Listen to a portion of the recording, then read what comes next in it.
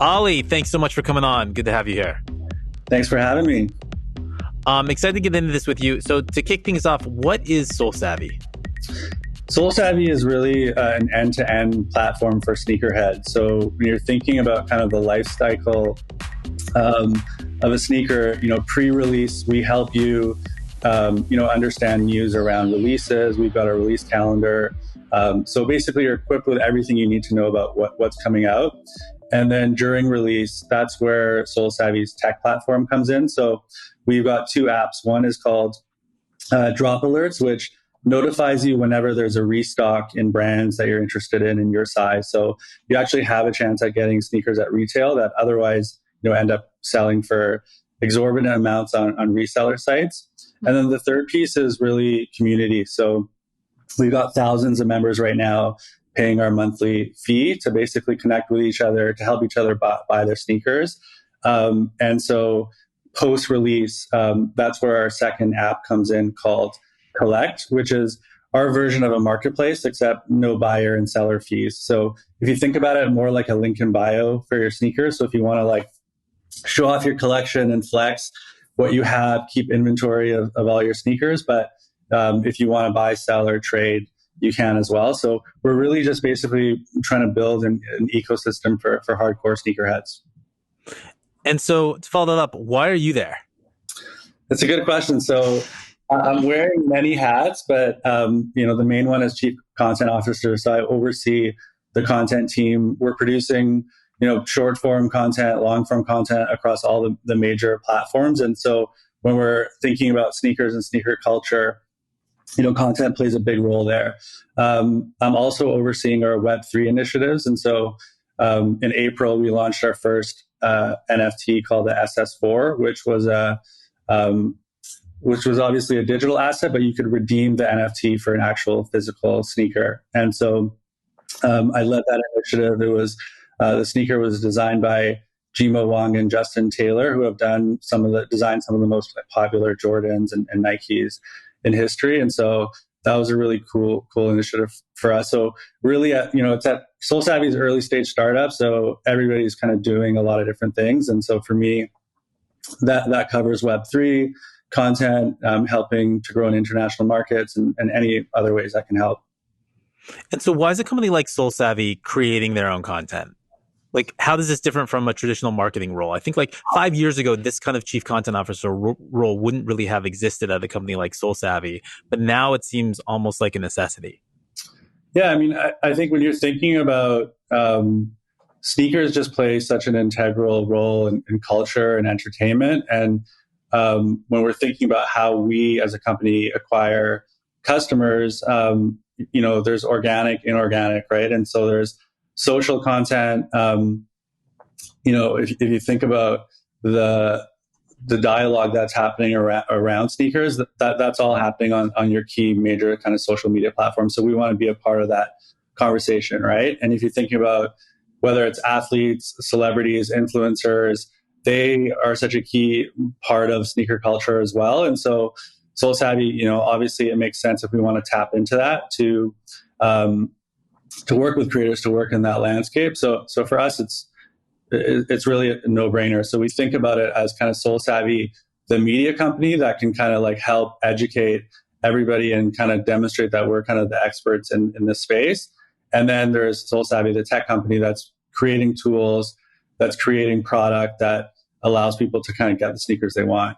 And then the community is really that third pillar.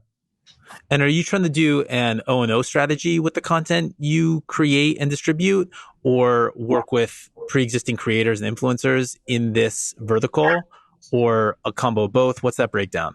It's really a combo of both. I think sneaker news just plays such a big role in the space. So that's more of where our bite-sized content and podcast short form content kind of plays a role. But we're absolutely thinking about more premium content as well. So we actually recently shot a pilot and a sizzle for an original show that we're going to pitch to the streamers, and it's hosted by Victor Cruz, and we had Lena Waithe as our first guest. So we're absolutely thinking about both kind of premium and just like what you would typically see across kind of your social content platforms.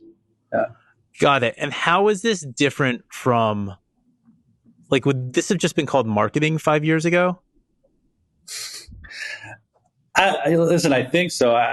Media companies have been around for a while, but I think having companies like think about that strategy as it relates to building audience is for sure something new. But I think it's not. I don't really even think it's deliberate. I think it's just kind of the natural evolution of how brands are thinking about entering the space. And at least for us, it's really happening organically as we're thinking about kind of like, okay, well, we want to build this brand, we want to build audience, who cares about this content, and how do we go about making sure we're serving them with the best content possible. Oh, and a couple questions, just taking a step back. So first of all, how long has it been around, Solesavy? So Solesavy's been around, 2018 was when they did their seed. And last July was when they did their Series A, raised about 12.5 million USD in the last round, and have grown pretty quickly. We now have about 7,000 members paying $33 a month for our core offering. Yeah. That's pretty incredible. And I was going to say, because I know there's obviously huge, the sneaker culture is just like vast, but I'm curious as to how you got, like how you're working with established brands, like how you got them involved, like you're mentioning, because I understand, like I feel like I've seen other things like this on the resale side, but like on the sort of the established brands, kind of like new products coming out, I feel like that's a bit less common. So like curious how that kind of happened. Yeah, I think the great thing about Solesavy is like we've got this engaged community of sneakerheads that aren't there to resell, right? We vet our community to make sure that every member is kind of there for the right reasons. So how do you do that? Oh my God, this is like an episode of The Bachelor. Are they there for the right reasons? It's an application process that we go through. And really? Yeah, any bad actors are kicked out. But like The Bachelor, go on. The main thing is so brands know that when they're gonna work with us, that our community like actually cares about sneakers and actually wants to wear them and are going to purchase them for the right reasons. So we're always looking for cool and new ways to collaborate with brands. And one thing that's really piqued my interest recently is helping creators launch their own sneakers, right? So this was my great segue. I want to understand how you're working with creators. Please go on. Yeah. So super early stages, but we all obviously know like merch is a top kind of line item for creators. And what, a typical creator would go to is like a t-shirt or a hoodie.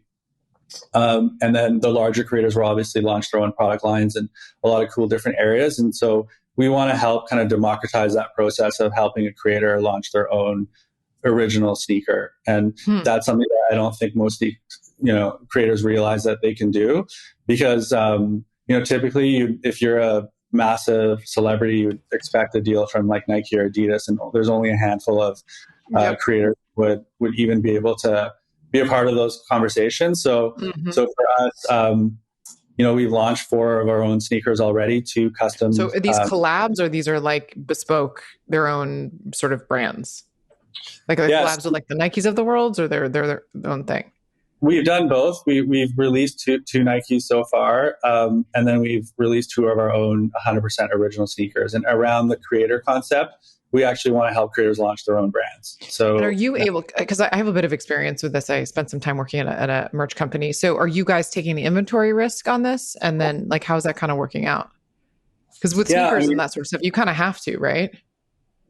You do and you don't, because you can also do a pre-order, right? And obviously kind of gauge how much you need to produce. And so we work with a company called Garrickson Studio out of Philadelphia, and they've manufactured the sneakers that we've released so far. So we've been able to, develop a great process where, we can do pretty small minimum quantities as well. And, but yeah, at this stage, we're looking at kind of, building a creator offering there to help creators launch their own sneakers. That's really who have you launched with so far? Which creators? We have. So this is kind of, this is where we're going. Oh, you're hearing it now. Okay. So creators, how would people figure out, how are you finding the creators that you might want to work with? Are you guys just reaching out to folks? Yeah, so there's a bunch of conversations we're having with creators right now, but we're going to start big and kind of go with a handful of creators that we know have a sizable audience that would be interested, and then eventually, like once we've got the process down, open to scaling it to more creators. And so it's always the question of like who, I'm having this question all the time in my current job. And just like, I think for the past, I don't know how long I've been working in the creator economy, like over a decade, whose audience converts, right? Like in the magic thing is like, oh, engagement. What does engagement mean? Like, obviously we kind of know what it means on a high level, but like, what are the levels of engagement that point to indicators that an audience would convert, right? So what are you guys using as a sort of high level metrics to figure out like, can this creator convert? Do they have to have like done some sort of merch in the past that you can kind of look at? Like, are you surveying their audience? Like, how are you figuring that out? Because I think I'll just also say, I just think a lot of creators and their reps, a lot of whom listen to this, are trying to figure out if their creators kind of can move product. Yeah. No, it's a really good question. And I think like, when I was at BBTV, that was a big question around our merch initiatives there, as well as when we were focusing on mobile apps for creators. So I think like the actual medium itself is important. Like, are you launching an app? Are you launching a merch line? Or we've seen in Web3, like creators, how much of their audience is potentially like crypto savvy. And so they throw in a Discord stages event, like, are their fans showing up? So I think it really comes down to like what the offering is, influencer marketing versus merch versus mobile apps, and obviously a lot of other offerings that creators can offer. For us, though, I think the main thing is just like how badly has this creator really wanted to launch their own sneaker and just didn't know that That's it wasn't huge. possible, right? Yeah. The amount of time that they're willing to invest, like the affinity they have towards the project is definitely a key indicator. And then are their audience, like, do they have not only an engaged audience, but also like, is their audience likely to also really like push the project and really like get the word out? So it's like, the community is rallying behind the sneaker. Yeah. Is super important to us. No, I think that just the first thing you mentioned, that like, how badly do they want it? Because I think that like, I don't think I know that like, that's a huge thing. Like creators gotta want the product and then want to sell it, want to push it and hustle. Like, I think it's fair to say for creators, like they should be one element of like a marketing push, right? Like you probably have paid and all these other things. But if you don't have a creator who's like willing to, on a very regular basis, like talk about this, push this, love it, like own it or whatever, like you're going to, no matter how good the engagement is, the audience isn't going to buy it. And that seems really obvious, but it's actually, I've seen it's not necessarily. So that's very interesting. So I want to know who you're talking to, but you're not going to tell me. Okay. I'll definitely be. When can we know? When do we know? Launch our first sneaker for a massive creator. Let's have him on the podcast. Done and done. I love it. Do you do like drops? When you're launching these, are they limited edition kind of drops? Yeah, I mean, we've done that in the past. We've done like 24-hour windows. We've done pre-orders. We've done a bunch of different things. Again, I think for us, we want to collaborate with the creators and find out what would work best for their fans. Great. So, Ali, you're also handling some Web3 stuff at Solesavy, and that overlaps with some of what you do over at Feti. Just tell us about like your involvement in this ecosystem real quick. Sure. Yeah. About a year ago, I co-founded Fetti with two close friends of mine, and it's evolved in a few different ways since we launched. But to start, it was really that I was excited about this intersection of creators and crypto and platforms that were emerging to help creators kind of get into the space. And so initially, we were looking at Fetti as just like an investment vehicle to invest in some of these companies as they were doing rounds. And so we made a few investments. And then from there, I started to understand like how challenging it is to actually sell creators on Web3 because they're being bombarded by a million different opportunities in real time. And it's they're new to the space. And a lot of times they could feel like they're being taken advantage of, or they're just not really sure how to navigate. So Fetti just kind of evolved into an agency that's helping onboard creators onto Web3, either by helping them launch NFTs or launch social tokens. And we've partnered with a few different great platforms that were looking for talent. And so we're helping creators understand like what should be our go-to-market strategy, like what are benefits for our token holders that we can offer, and how should we go about telling our fans about this? So what's kind of the social content strategy around that? And so that's been great. And where I want to go with Fetti as kind of the next iteration is by helping creators launch either NFT collections or social tokens, we've seen kind of gaps in the space around products. So we're actually going to be developing our own product soon that helps. It's a live streaming product that helps creators connect with their token holders, their super fans, in different ways, because we found that we don't think Twitter Spaces or Discord stage is kind of the optimal environment for that. So we want to build a new experience around that. And so what is the value proposition for creators now through your eyes? And then has that changed since this kind of crypto winter has set upon us recently? Yeah, no, it really hasn't changed. And I think where my viewpoint may differ from others in the space is that I absolutely think that the Web2 platforms are here to stay and are still very important to a creator's journey and ecosystem. So like, I would never tell a creator that you should kind of stop what you're doing and just like focus solely on Web3. Like if you want to build audience, those, mega platforms are where you should do that. Where I do think Web3 adds value is that I do think that there's a certain level of like segmentation of your super fans that you can give exclusive access to exclusive content, exclusive experiences that makes sense in Web3, where your community can be part of your journey. And I do think that people, just like we care about physical ownership of like, let's say sneakers, I do think people care about digital ownership. And Josh, your crypto wallet, I think, will attest to that, because I know you like to collect things. A little bit. Sometimes more so than others. But yes. would you agree that like much like making content, like getting into Web3 for a creator has to be something that like they are passionate about and want to do, not just because they see it as this other thing that they could maybe make money on, right? Like it's got to be something that you like have an idea about why and what you want to sort of sell. Is that something you would agree with? Yeah, and not even just like what you want to sell, but like understand that this is a new way that you can engage with your fans and your community. So do you even want to be kind of that up close and personal with your super fans, right? Because it is much more intimate environment. And do you want them to like have a say in your journey? Because I think that's one thing that Web3 enables. It turns the fan into a stakeholder, right?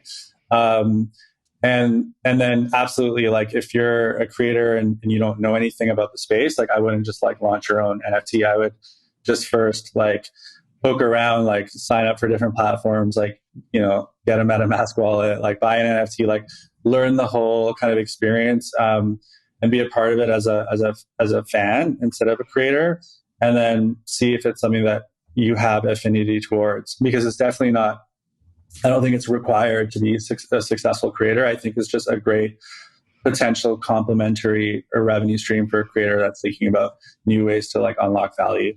Mm-hmm.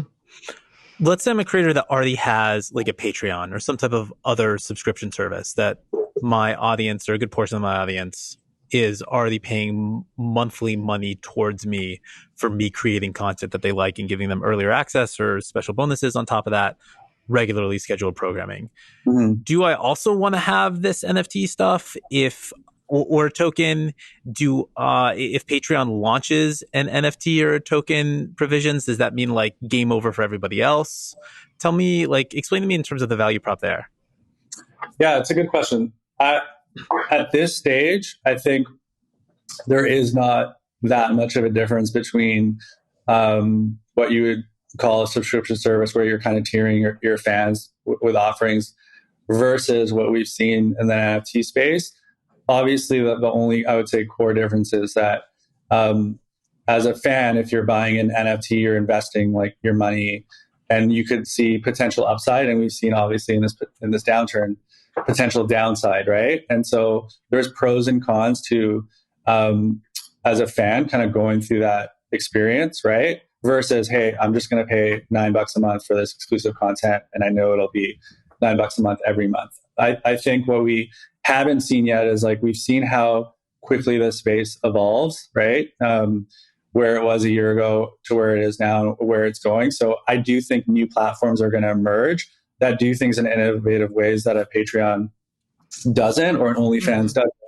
And that will probably be like a more crypto native experience where you'll be like, no, this makes more sense for me. But if I was a creator right now and if I had like a really like burgeoning fan base and I was already successful on Patreon, I don't know that I would make that leap because right now there's still a big barrier to entry in crypto. Like there's only so many people that are crypto savvy enough to really take part. So if anything, you're going to lose some of those super fans as you kind of go through that funnel. Whereas there's a higher likelihood on a Patreon that, you know, all your true fans will be there. Yeah. And I guess the value propositions are becoming more distinct in that, like with Patreon, you have this recurring revenue stream too, where I don't think it fluctuates that much. Mm-hmm. But so maybe in any given month, 5 to 10% up or down in terms of the revenue you're getting from your subscribers, barring any like huge outside circumstances weighing in on the number of people that are subscribed to you. Whereas with NFTs and crypto, it depends on how many, like the resale value, how much percent you're getting of that resale value of your tokens, everything else, which makes it a different part of kind of like a creator's whole package that they have.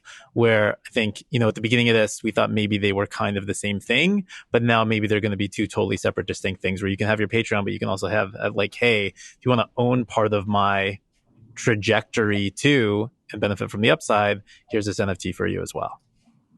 Yeah, I think so. And I think we really still don't know how on the Web3 side it's going to shake out, because I think like NFTs are just one way to unlock value for your fans, right? Not everybody's going to care about having this like digital collectible tied to those experiences, right? So I think like similarly with social tokens, we've seen the power of like creating an entire economy around a token that's tied to a community or an influencer, but then how do you make those like robust economies that are going to be like healthy for the long term? Because like that's been a challenge when there's like this huge downturn across the entire sector. Those coins, those social tokens get hammered, and all of a sudden, you know, you've got a lot of, let's say, upset fans that bought this for the right reasons and then have lost money, right? So I think like there's still a lot of work to be done to make sure that this could be a healthy ecosystem for both the creator and the fan. Awesome. Love it. Well, if creators want to get in touch with you to launch their own sneaker line, or is that possible? How can people or reps get in touch if they think that their creator might be a good fit? No, for sure. Ali at solesavy.com is my email for all things sneaker related. And I can also be reached on Twitter, Ali_digital. Awesome. I love it. Well, I'm very excited to see the sneakers that come out. I think I'm really fascinated by these, like, as Josh is sort of saying, it's you know, not to like belittle it in any way, but it's these very interesting marketing techniques to like get like massive, conversion. I think it's really, really cool. So I'm excited to see what creators launch. Thank you so much for coming on the podcast. Thanks for having me. Always a pleasure. Yeah, Ali, this has been great. Thank you. All right.